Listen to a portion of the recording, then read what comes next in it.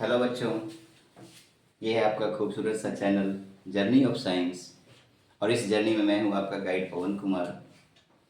पिछले वीडियो में हम लोगों ने कार्बन के बारे में डिस्कस किया था और हम लोग यह जान पाए थे कि कार्बन एक एलिमेंट है जिसकी वैलेंसी 4 है, मतलब कार्बन टेट्रावैलेंट है। और यह जो चारों वैलेंसी है वह एक रेगुलर टेट्राहेड्रॉन के चारों कॉर्नर्स पर है। कहने का मतलब है कि कार्बन टेट्रावैलेंट तो है ही, टेट्राहेड्रल भी है। आइए हम लोग कार्बन के बारे में और आगे बातें करते हैं। और आज का हमारा विषय है एलोट्रॉप्स ऑफ कार्बन, कार्बन के अपरूप। देखिए, होता क्या है कि नेचर में बहुत से एलिमेंट जो है अलग अलग फिजिकल फॉर्म में एग्जिस्ट करता है, जो कि फिजिकली एकदम डिफरेंट है बट केमिकली आइडेंटिकल है। तो यह सब जो फिजिकल फॉर्म्स है किसी एलिमेंट का, जो नेचर में बिल्कुल सेपरेटली एग्जिस्ट कर रहा है, उसको हम लोग उस एलिमेंट्स का एलोट्रॉप्स कहलाते हैं, अपरूप कहलाता है। और यह घटना एलोट्रॉपी कहलाती है। तो यही बात लिखा हुआ है कि the various physical forms in which an element can exist in nature that have different physical properties but identical chemical properties are called allotropes of that element. और नेचर में बहुत से एलिमेंट्स के एलोट्रॉप्स है। जैसे आपने फास्फोरस के बारे में सुना होगा कि फास्फोरस कई प्रकार का होता है, white phosphorus, red phosphorus, black phosphorus. या टीन के बारे में सुना होगा, वाइट टीन, ग्रे टीन। या कम से कम ऑक्सीजन के बारे में आप जानते होंगे कि ऑक्सीजन O2 और O3 दोनों ग्रुप में एग्जिस्ट करता है।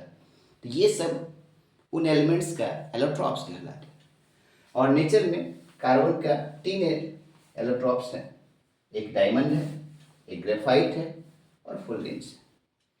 और डायमंड और ग्रेफाइट की जानकारी हम लोग को बहुत पहले से थी, सदियों से इसके बारे में हमें पता है। लेकिन यह जो फुलरेन है, it is a newly discovered allotrope of carbon. और इसका खोज लगभग 1983 के आसपास यूएसए के 3 साइंटिस्ट के द्वारा किया गया था। और ये तीनों जो है वह कार्बन का प्योरेस्ट फॉर्म है, शुद्धतम रूप है। क्योंकि अगर इसको जलाया जाए, हालांकि इतना आसानी से जलेगा नहीं, काफ़ी टेम्परेचर की ज़रूरत है, फिर भी अगर इसको हम लोग जलाते हैं तो जलने के बाद यह एक कलरलेस, ऑडरलेस और टेस्टलेस गैस देगा, जो कि लाइम वाटर को मिल्की कर देगा। और हम लोग जानते हैं कि अगर कोई गैस जो कि कलरलेस, टेस्टलेस और ऑडरलेस है, रंगहीन, स्वादहीन और गंधहीन है, और जो लाइम वाटर को मिल्की करता है, वह कार्बन डाइऑक्साइड है। तो हम लोग कह सकते हैं कि यह तीनों कार्बन का प्योरेस्ट फॉर्म है। तो इसका स्क्रीनशॉट ले लें जरा। तो हम लोग कार्बन के पहले एलोट्रॉप की बात करें, डायमंड, जिसको हिंदी में हम लोग हीरा बोलते हैं। और इसका भी ओरिजिन एक ग्रीक वर्ड से है, एडमास, जिसका मतलब होता है अनब्रेकेबल, जो टूटने आसानी से टूट ही नहीं सके। और इसका सिंबल सी है, क्योंकि यह कार्बन का प्योरेस्ट फॉर्म हम लोग बात कर चुके हैं कि अगर इसको जलाया जाए लगभग 900 डिग्री सेंटीग्रेड के आसपास ये जलेगा नहीं, जलने से पहले डिकम्पोज हो जाता है और वह CO2 गैस देगा। अब ये कहाँ मिलेगा?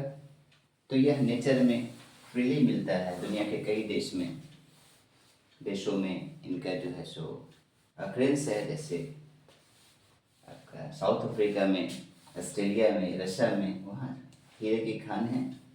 लेकिन यूएसए के कुछ साइंटिस्ट के द्वारा इसको आर्टिफिशियली भी बना के दिखाया गया था। होता क्या है कि जब हम लोग प्योर कार्बन को बहुत ज़्यादा टेम्परेचर देते हैं और बहुत हाई प्रेशर देते हैं, तो उस स्थिति में प्योर कार्बन जो है वह डायमंड में कन्वर्ट हो जाता है।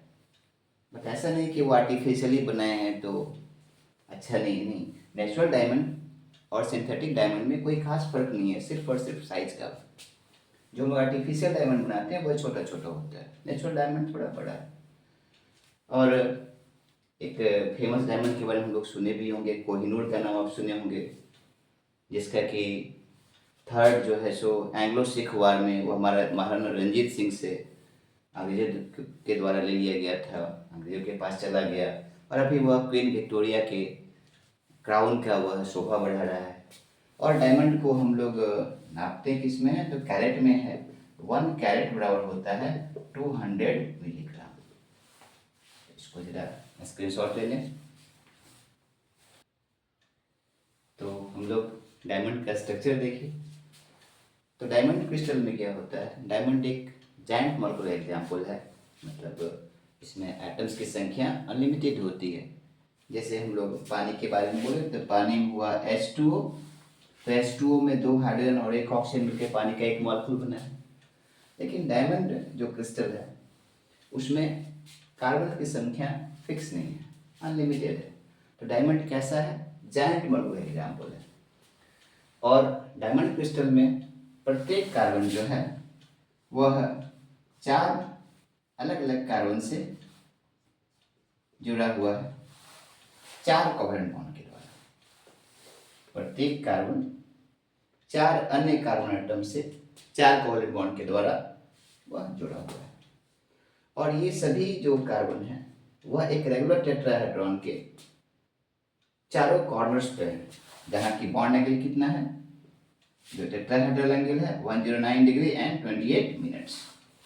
और बॉन्ड लेंथ कितना है 154, बॉन्ड लेंथ है 154 पिकोमीटर। पिको याद होगा, पिको मतलब 10⁻12 होता है, पिको मतलब होता है 10⁻12 होता है। ये क्या है, ऐसा ही प्रीफिक्स है, जैसे किलो है वैसे ही पिको भी एक ऐसा ही प्रीफिक्स है। तो इस डायमंड क्रिस्टल में प्रत्येक कार्बन 4 अन्य कार्बन से 4 कोवलेंट बॉन्ड के द्वारा जुड़ा हुआ है।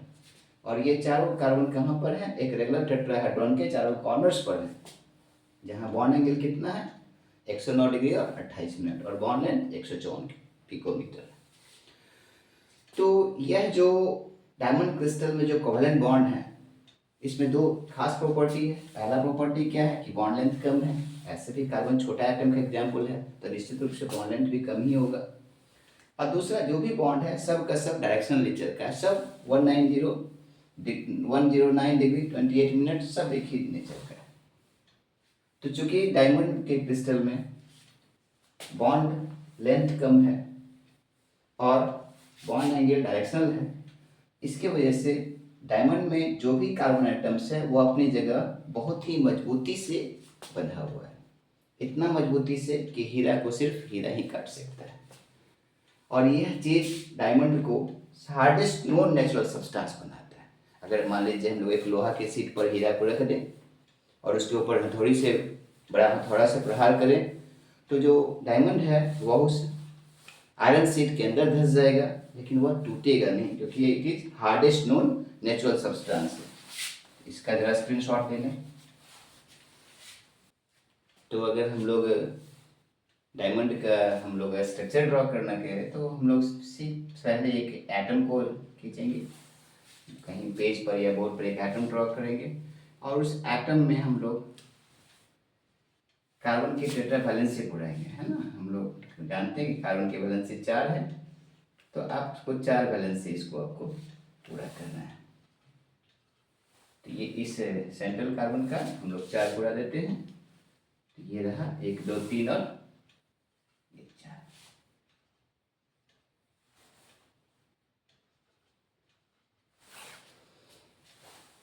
इसके बाद उसके नीचे फिर से सिमिलर ड्रॉ करेंगे हम लोग, जैसे हम लोग देखिए इस तरह से लाइन खींच देना है और यहाँ भी हम लोग एटम को शो करेंगे। अब जितने भी एटम ये सब देख रहे हैं इनकी 4 वैलेंसी फिर से हमको पूरी करनी है। तो ये एटम इससे तो पहले से जुड़ा हुआ ही है, अब हम लोग इसको इस तरह से बाकी से जोड़ के दिखा देते हैं। तो इस एटम की टेट्रा वैलेंसी में 1 2 3 पड़ चुका है और हम लोग को एक और शो करना है, तो ये रहा 4। ठीक है, अब इसके बारे में हम लोग सोचें तो इसका एक पहले से यहाँ पूरा हुआ है और हमको 4 वैलेंसी इसके पुराना है, तो ये रहा 1 और 1 2 हो चुका है और ये सिमिलरली ये 3 है एंड फाइनली हम लोग एक इधर इसको ड्रॉ करेंगे, ये 4। ठीक है, फिर हम लोग इसकी टेट्रा वैलेंसी पूरी करेंगे, तो 1 तो पहले से है और ये रहा 2 और ये रहा इसका टिप, एंड फाइनली इस साइड हम लोग खींच देंगे, ये रहा चार। और यही प्रोसेस हम लोग फिर नीचे भी दोहराएंगे। मतलब कहने का यह सेंस है कि यहाँ भी हम लोग लाइन ड्रॉ करेंगे, फिर यहाँ भी ड्रॉ करेंगे, और फिर यहाँ भी ड्रॉ करेंगे हाइट के अनुसार। सिमिलरली यहाँ भी ड्रॉ करेंगे, यहाँ भी ड्रॉ करेंगे, और यहाँ भी ड्रॉ करेंगे, और प्रत्येक लाइन के नीचे फिर से एक आइटम लोग दिखाएंगे। ओके, अब इन एटम्स की टेट्रावैलेंसी पूरा करना है। इस पे विचार करें हम लोग, तो इसका एक पहले से यहाँ है, इसका एक पहले से है, तो हम लोग इसको 4 बुला दें। 1 हुआ, 2 हो गया, 3 और 4, 1 2 3 हुआ, और हम लोग चौथा इधर ड्रॉ कर देंगे। चौथा ये इधर ड्रॉ हो गया। और इसके बाद में सोचा जाए तो ये पहले से 1 है, और ये हुआ 2, और ये 3, और एक इसको फिर से इधर भी 4 बुला देंगे। इसके बारे में विचार किया जाए, एक पहले से है, और ये हुआ 2, ये हुआ 3, और इसको हम लोग एक और इस तरह सीखेंगे। सिमिलरली इसके बारे में सोचा जाए तो यहाँ एक पहले से ये ड्रॉ किया हुआ है, तो हम लोग इसको, ये दूसरा हो गया, और ये तीसरा हो गया, और इस साइड हम लोग चौथा ड्रॉ करेंगे। इसके बाद इसके बारे में सोचे थे तो ये हो गया इसका, ये हो गया यहाँ पहले से है एक, और ये हो गया दूसरा, और ये हो गया उसका तीसरा, और ये हो गया उसका चौथा। इसके बारे में सोचे थे तो यहाँ पहले से है, और ये फर्स्ट, ये सेकंड, सॉरी, ये थर्ड, ये थर्ड एंड फोर्थ। सिमिलरली वही प्रोसेस फिर दोहराना है। बहुत ज़्यादा खींचने की जरूरत नहीं है, बस आप ऐसे करके उसको छोड़ सकते हैं कि मेरा जो है क्रिस्टल तैयार हो गया। तो आप देख रहे हैं कि डायमंड का क्रिस्टल ड्रॉ करना बहुत ही आसान है।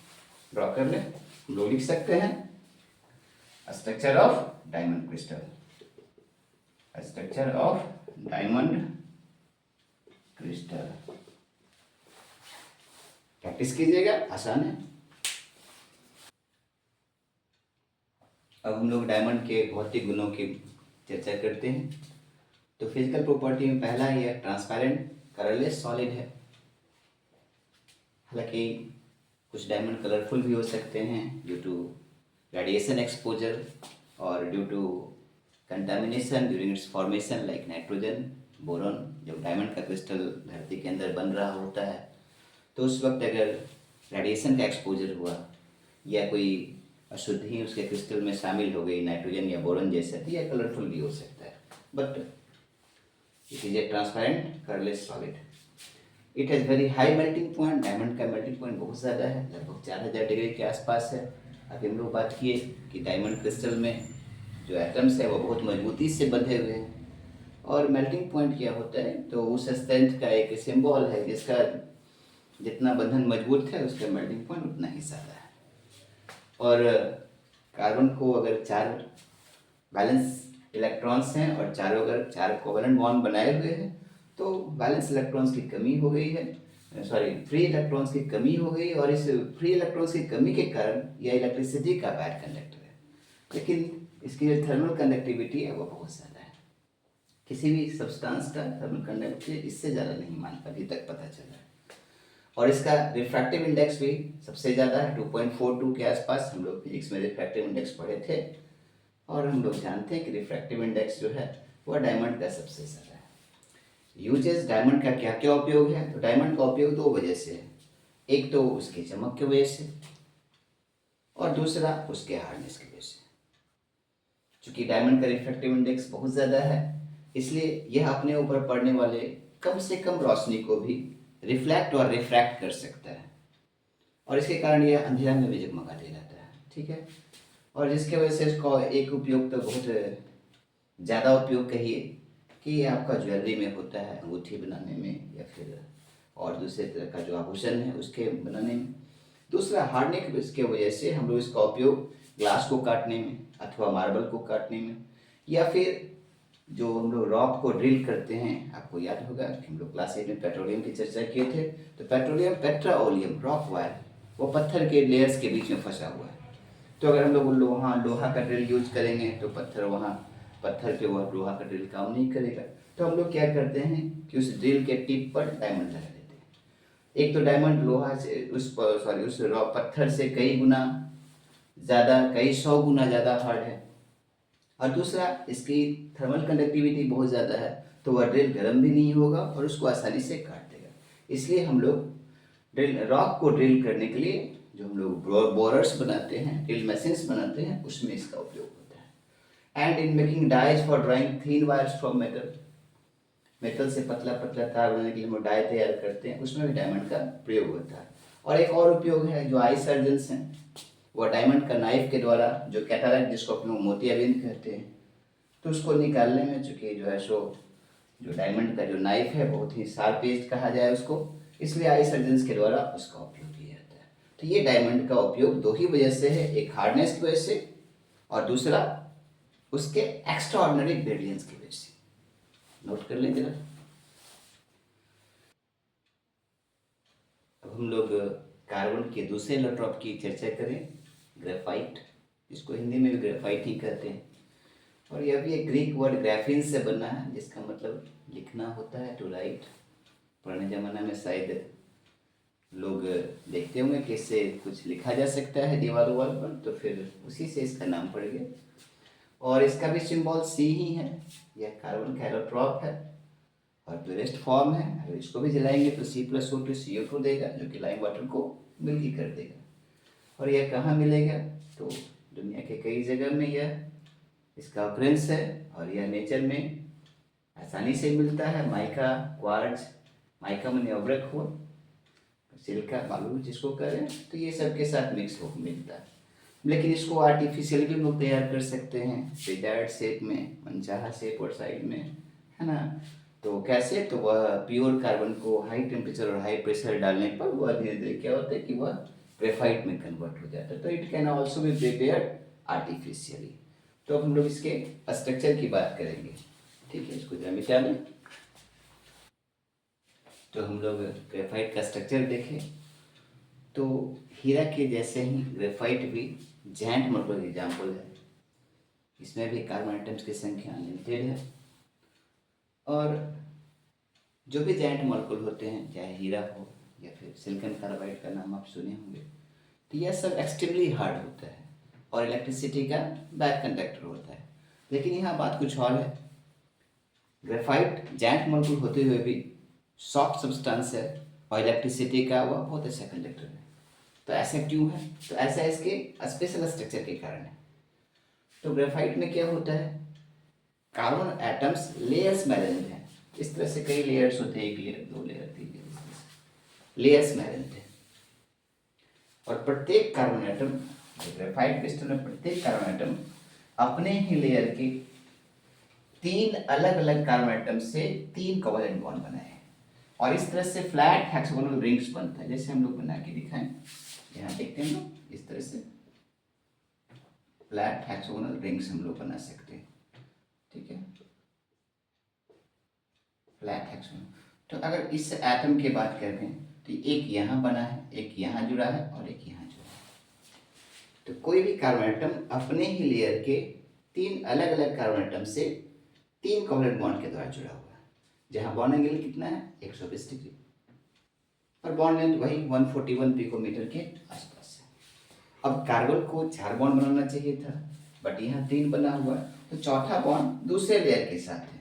चौथा बॉन्ड किसके साथ है, तो नेक्स्ट लेयर के साथ है, जो अगला जो लेयर है उसके साथ 4th बॉन्ड बनना था, ठीक है।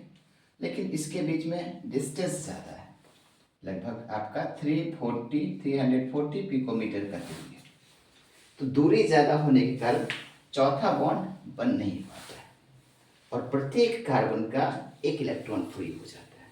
तो अगर हम लोग इलेक्ट्रिसिटी दे इस डायरेक्शन में, तो बाद में समझेंगे हम लोग कि कार्बन जो है सो इलेक्ट्रॉन इस तरह से ऑर्बिटल्स में होते हैं। तो अगर इस डायरेक्शन में इलेक्ट्रिसिटी दिया जाए, वोल्टेज दिया जाए, तो यह ऐसे जंप कर सकता है। और यह चीज़ जो है ना, यह फ्री इलेक्ट्रॉन्स इसको क्या बनाता है, इलेक्ट्रिसिटी का अच्छा कंडक्टर बनाता है। और जो लेयर कोवलेंट बॉन्ड से बनना चाहिए था बट दूरी होने के कारण बॉन्ड नहीं बन पाया, तो ये आपस में कमजोर बंधन, जिसको हम लोग वांडरवाल फोर्स कहते हैं, जो अगली क्लास में आप 11 में पढ़िएगा, वांडरवाल फोर्सेज के द्वारा यह जुड़ा हुआ है। और इसकी वजह से यह एक दूसरे के ऊपर स्लाइड कर सकता है, जैसे ताश का गड्डी से स्लाइड करता है। हालांकि वो जुड़े हुए नहीं होते हैं, लेकिन यह बिल्कुल एक दूसरे के ऊपर के स्लाइड कर सकता है। Different layers can slide over each other, और जो कि इसको एक सॉफ्ट सॉलिड बनाता है। तो हम लोग समझ गए हैं कि जो है सो डायमंड जायंट मॉलिक्यूल है, फिर भी वह जो है सो हार्ड और इलेक्ट्रिसिटी का बैक कंडक्टर है।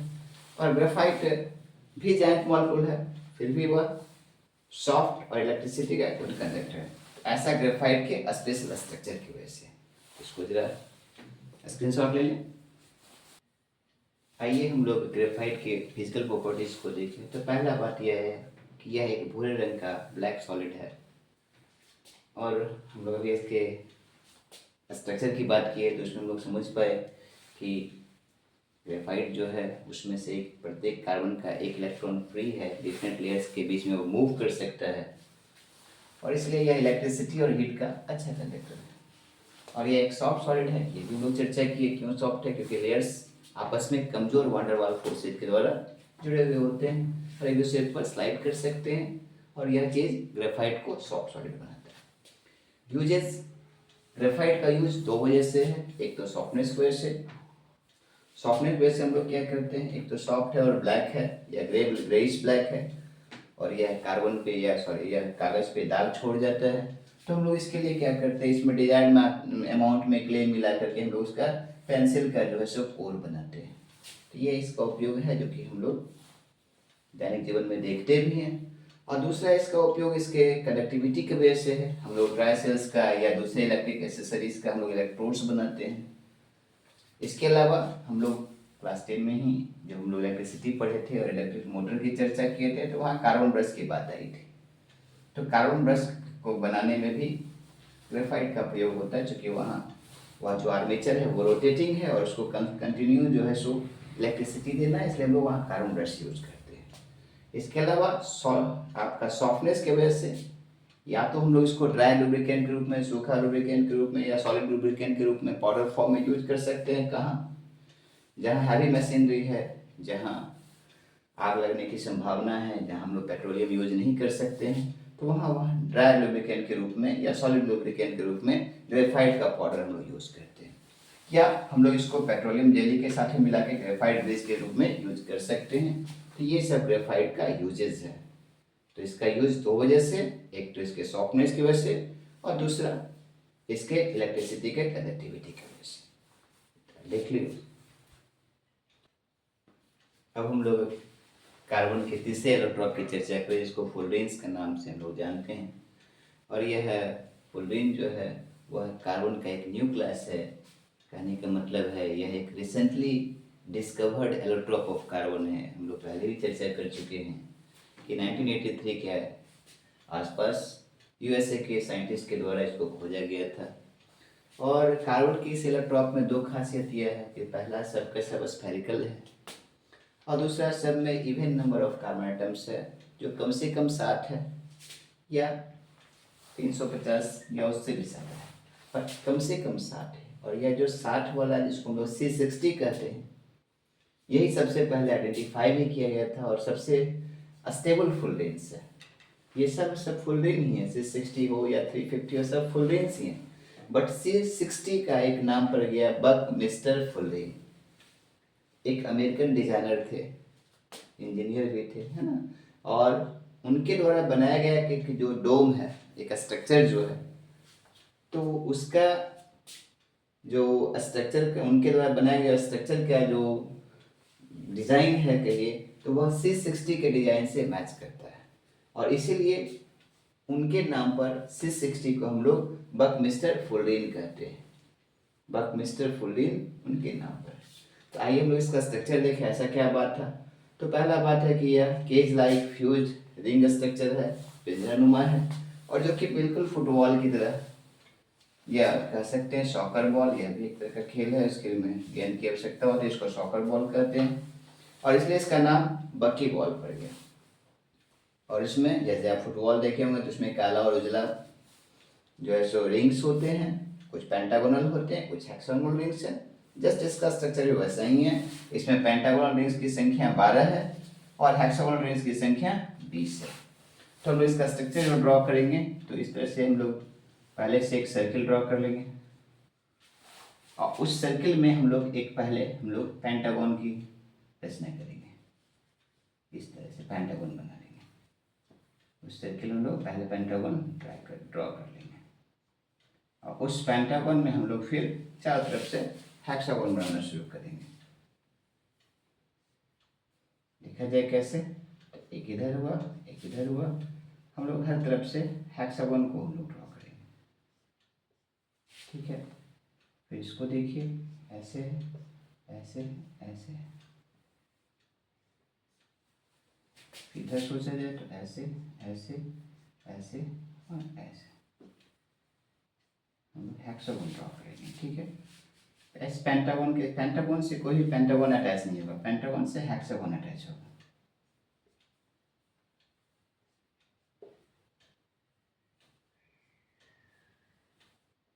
पेंटागन से हम लोग हेक्सागन को अटैच करेंगे, न कि पेंटागन।